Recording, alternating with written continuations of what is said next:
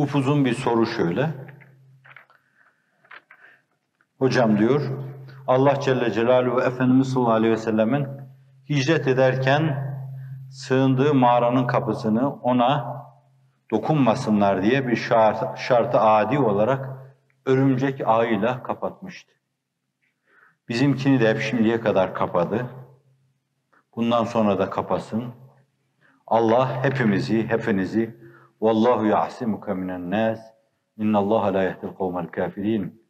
Allah seni ismeti mutlakasıyla koruyacaktır ve başkaları sana el uzatma mevzuunda el uzatma fırsatını elde edemeyecek. Sen felah bulacaksın fakat senin düşmanların felah bulamayacaklardır diyor. O önce kuvvetsiz, o ince kuvvetsiz ağ Efendimiz sallallahu aleyhi ve selleme perde olmuştu. Bizler de bu asırda ona uzanan eller ve diller karşısında perdedar olmak istiyoruz. Zayıf ve kuvvetsiziz. Ne tavsiye edersiniz deniyor. Bu umumi bir soru, çok su götüren bir soru. Ben sorunun içinde tahdis-i nimet kabilinden, yani Allah'ın nimetlerini yad etme, zımni, dolaylı yoldan hamd etme manasında Allah da bizi koruyor dedik. Hazreti Sahip Kıran zaten diyor, kardeşlerim endişe etmeyiniz, biz inayet altındayız. Dünya mebdeinden bu yana bu işi yakın takibi almış biliyor. Bir yerde evvela bir inzivaya çekilip hayatını, duygu ve düşüncesini bir örümcek ağı gibi, estağfurullah daha doğrusu bir ipek böceği gibi örmeye azmeden bu insanın hangi gaye mülahazasıyla bir kenara çekildiğini ta o zamanın insanları içte ve dışta biliyorlardı. Durum geliştikçe, inkişaf ettikçe daha bir açığa çıktı. Bugün artık mesele şiddeti vüzuundan herkesin gözünü kamaştıracak mahiyeti aldı. Bunu da tahdis-i nimet kabilinden arz edeyim. Bu cemaat, onun hizmeti, yeryüzünde bir sistem olarak bir cazibe merkezi haline geldi. Bugün gelen hükümetler, giden hükümetler, bütün bunlar, devletin başındakiler bile bana bir gün aynen şöyle dedi. Hocam bir gün biz gideceğiz fakat siz kalacaksınız dedi. Yanılıyor aslında. Biz de kalmayacağız. Fakat hakikat kalacak esas. Konuşan diyor Said değil, Said'in şahsiyeti de değil. Konuşan hakikattır. Hakikat kalacak. Biz o hakikata hizmet sayesinde Cenab-ı Hak bizi şereflendirecektir. O da bize yeter. Büşra lena mahşerel İslam inne lena. Ne mutlu bize ki Allah Resulü'ne ümmet olmuş, Kur'an'ın tebliğcisi ve müdafi olmuş ve bu asırda bir yönüyle dünyanın dört bir yanına onu götürmekle Allah bizi serfiraz kılmış. Evet, herkes her şey gidecek. Fakat o hakikat kalacak Allah'ın inayet ve keremiyle. Şimdi bu kadar bilindiği halde dünya da biliyor bunu, Amerika da biliyor, Rusya da biliyor. Siz belli bir dönemden sonra sizin, eskiler hasm-ı azam derlerdi, hasm-ı azamınız sayılan Rusya'da bile okullar açıyorsunuz. Müstakil cumhuriyetlerde, Türkistan'da okullar açtığınız gibi bakın federasyon içinde de okullar açtınız. Hala Rusya hakim orada. Ve merkeze bağlı, Moskova'ya bağlılar. Şimdiye kadar bir yerde, bir ikinci yerde yarım, bir yerde biraz problem oldu. Ama Deli İvan'dan bu yana, Deli Petro'dan bu yana, devleti aliyenin en büyük düşmanı onlar olmuştur.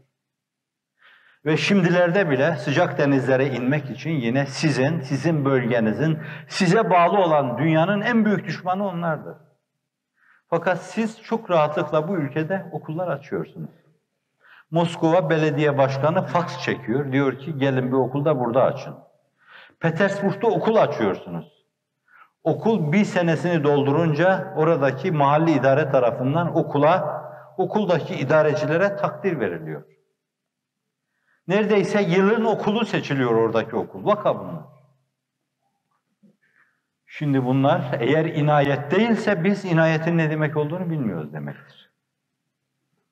Bir dönemde Bulgarları, Yunanları, Romenleri sizin aleyhinize tahrik etmiş bir ülke insanı.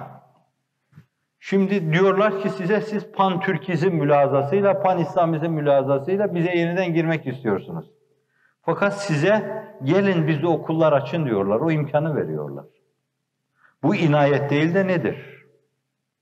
Herkes Alvar İmamı gibi değildir bu bana layık bu bende, bana bu lütf ile ihsan nedendir demeli bence. Bize boyumuzu aşkın Allah'ın bir lütfu ve ihsanı söz konusudur. Türkiye'nin içinde sizi istemeyen dünya kadar insan vardır. Yaptığınız şeylerin milletin geleceği adına hayırlı olması müsellem.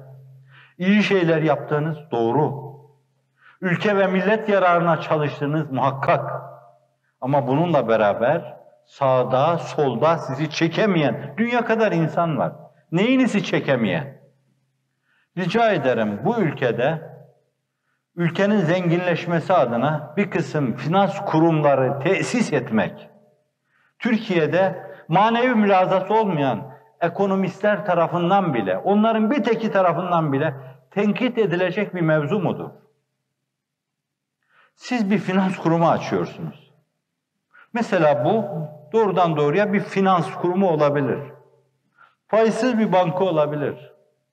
Bir sigorta şirketi olabilir. Bir teminat sandığı olabilir.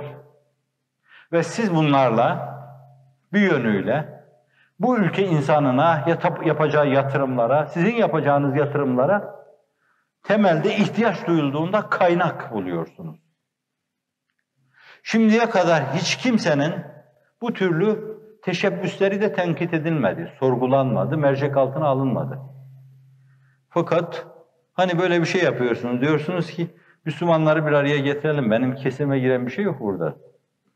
Zaten benim kesimin ağzı içine hiçbir şey girmemek üzere fermuarla kapatılmış. Hiçbir şey girmez oraya. Üstadın talebelerinden birisi için dediği gibi, yani diyor ki bunun kafasına hiçbir şüphe girmez diyor. Hayret ediyorlar. Çünkü kafasına bir şey girmez de ondan dolayı diyor. Ben kesemin ağzını çocukluğumdan bu yana öyle kapamışım ki hiçbir şey girmez ona. Zaten fazla bir şey girse, sizin gibi bir kardeşim bana bir tane gömlek getirse, hemen dolabımı açarım, fazla bu, bir tanesini şunlara verin dedim yani. Bunu benim yakından çok iyi bilirler. Dünya benim kesemin içine akar ama ben kesemin dibini deldiğim için içinde hiç durmaz. Bir Arap şairi ifade eder, bir taraftan girer, bir taraftan çıkar. Bunu niye söylüyorum? Fazilet furuşluk değil, Allah'a sığınırım. Fakat bazı realiteler var ki Üstad da söylüyor. Diyor ki, ben bu sakoyu 4 sene evvel sako diyor. Şu kadar paraya aldım diyor, giyiyorum. Ben de söylüyorum, şu elbiseleri falan birimdeki arkadaşlar mezun oldukları dönemde bana getirmişlerdi. Ben de bunlar sırtıma giyiyorum. Yakınlarımdan bir tanesi düğün yapınca bana bir elbise getiriyorlar. Ben öbürlerini ve onları veriyorum birisine. Yine benimki ne kadarsa o kadar kalıyor. Misafir olmaz bana. Bunu da bildikleri halde. Onlar bunu da biliyorlar. Fakat bakın ne diyor. Yine diyor din baronu finans kurumu için bir akşamda 2 trilyon para toplamış. Şomaz. Ne terbiyem, ne nezaketim, ne de tel'ine bedduaya amin demem. Kalbi kararım müsait olmadığı için demeyeceğim. Yoksa bu söze ağzın kurusun sözü çok yumuşak gelir. Zannediyorum Cebrail bile diyeceği duayı çok yumuşatsa bundan daha yumuşağını bulamaz. Ağzın kurusun. Çünkü finans kurumu o millet zaten himmetini ortaya koyuyor, iştirak ediyor, ortak oluyor. Günah mı benim insanlara? Gelecekte orta ölçekli şeyler elenip gidecektir. Ticaretteki natürel seleksiyon zemininde. Küçük ölçekteki şeyler bitecektir. Büyük büyük şirketler tesis edeceksiniz. Geleceğin holdinglerine karşı holdinglerle savaşacaksınız. 25 senedir söylüyorum ben bunu. Ve şimdi imkan olmuş, siz 5-10 insanı bir araya getiriyor, bunu yapıyorsunuz. Ve bu insanlara diyorsunuz ki gidin bu işleri, imkanları kullanın, Asya'da yapın bunu diyorsunuz. Ama dini, diyaneti, Efendimiz'i, Kur'an'ı kimseye vermeyen insan hiçbir kafiri bu ölçüde tenkit etmemiştir. Hiçbir kafiri. Hatta bir zındık peygamberlik iddia ediyor, kalkıyor, peygamberin bütün hadislerini sallallahu aleyhi ve sellem inkar ediyor. Bir kelimeyle ona bile cevap verme lüzumunu duymuyor. Fakat burada kendinin dışında bir oluşum olduğundan dolayı ciddi bir haset, bir kıskançlık, bir çekememezlik, bir zaaf, bir boşluk, bir nefsaniyet, bir beden hayat, bir cismaniyet hayatı, daha doğrusu gönlünü şeytana kaptırmışlık içinde Toy Faust, Mephisto'ya yenilmişlik içinde baron diyor. Bir sürü şom ağız sağın sağında size baronlar diyeceklerdir. Öbür tarafta da din yobazları şu kadar imkanlara sahip oldular denecektir. Her zaman diyeceklerdir bunu. Ve yollarınızı kesmeye çalışacak, sizin için 50.000 türlü engel icat etmeye çalışacaklardır. Şu anda da çalışıyorlar. Niye bunları sorgulamıyorsunuz? Maliye ne diye diyor milletvekilleriyle uğraşıyor. Esas yüce divana bunları göndermek lazım. Ne hakla ne selahiyetle milletin ekonomik kalkınması için finans kurumları kuruyorlar. Milleti Asya'ya yatırıma teşvik ediyorlar. Gidip şov olsun diye Asya'da okul açıyorlar. Aynen tabir bu. Şov olsun diye. Hiç aklınızdan geçmişti miydi siz? Siz şovcu musunuz? Asya'da açılan okullar yurdu yuvasını terk edip 300 dolara, 250 dolara gidip orada öğretmenlik yapmak şovsa şayet, vallahi şovun manasını bilmiyorlar demektir. Bütün bu şom ağızlara, şov diyen şom ağızlara karşı eğer size zarar veremiyorlarsa bu inayet değil de yanedir. Ben sözü oraya getireceğim. Belli ki Allah Celle Celaluhu sizi koruyor. Onca kıskanca, onca hasede, onca din düşmanları da var bunların yanında.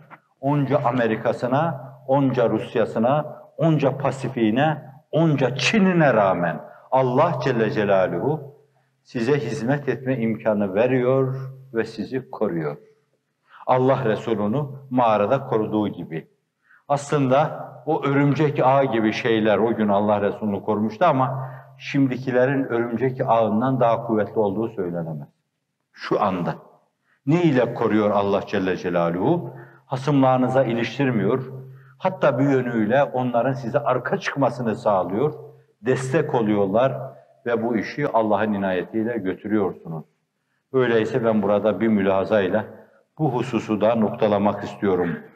Size bu türlü inayetleri sağanak sağanak yağdıran Allah'a karşı Efendimizin mülazası içinde اَفَلَا اَكُونُ عَبْدًا شَكُورًا bizim için bu kadar iyilikte bulunan Allah'a çok şükreden bir kul olmayalım mı?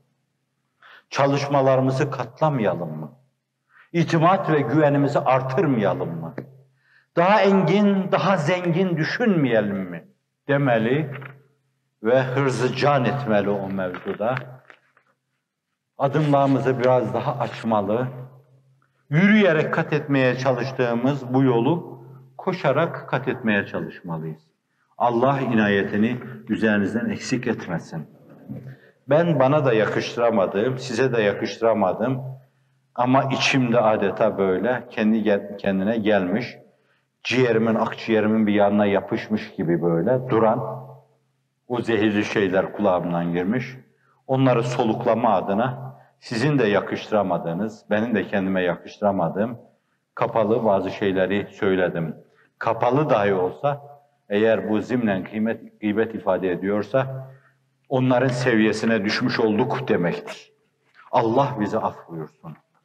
Evet, siz de bu türlü mülazalara kalbinizde, kafanızda bence yer vermeyin. Ben tenkit adına da demedim. Hasımlarınız var, Allah onlara karşı sizi koruyor. Hasımlarınız var. Bütününüz bir çayda boğulsanız böyle, zannediyorum gözlerini kırpmadan boğulduğunuz şey sırtlarını döner, ters istikamette yollarına devam ederler. Hiç tereddüdüm yok. Hiç tereddüdüm yok.